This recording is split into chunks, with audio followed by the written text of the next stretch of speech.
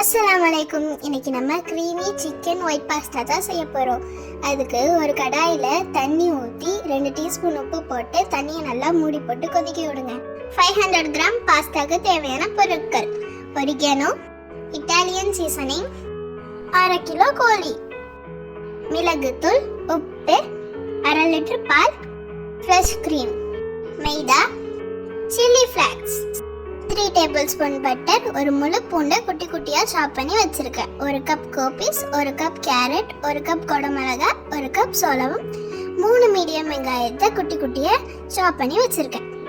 நல்லா தண்ணி கொதி வந்ததோட பாஸ்தாவை போட்டு ஒரு 5 மினிட்ஸ் நல்லா கொதிக்க விடுங்க. ஒரு 5 மினிட்ஸ்க்கு அப்புறம் நம்ம எடுத்து வச்சிருந்த காய்கறி எல்லாத்தையும் ஒன்று ஒன்றா சேர்த்துக்கலாம். கேரட், கோபிஸ், குடமிளகா, சோளமும் எல்லாத்தையும் சேர்த்து கரெக்டாக 2 மினிட்ஸ் மட்டும் வேக விடுங்க. 2 மினிட்ஸ்க்கு அப்புறம் வடிகட்டி வச்சுக்கோங்க. அது 70% வெந்தால் போதும். ஒரு கடாயில் 3 டேபிள் ஸ்பூன் பட்டர் சேர்த்து சூடான பிறகு நறுக்கின பூண்டு, சில்லி ஃப்ளேக்ஸ் 1 டீஸ்பூன், நறுக்கின வெங்காயம் சேர்த்து நல்லா முருக வதக்கணும். கலர் சேஞ்ச் ஆகக்கூடாது. நல்லா வதங்கின பிறகு கோழியையும் தேவையான அளவு உப்பையும் சேர்த்து ஹை ஃப்ளேம்லேயே 2 மினிட்ஸ் வதக்குங்க. லோ ஃப்ளேமில் வதக்காதீங்க. கோழி நல்லா வதங்கின பிறகு மிளகுத்தூள் 1 டீஸ்பூன், மைதா 2 டேபிள் ஸ்பூன் போட்டு நல்லா வதக்கி விடுங்க. 1/2 லிட்டர் பாலையும் சேர்த்து நல்லா கலந்து விடுங்க. நல்லா கட்டி இல்லாமல் கலந்து விட்டு 2 நிமிஷம் மூடி போட்டு கொதிக்க விடுங்க.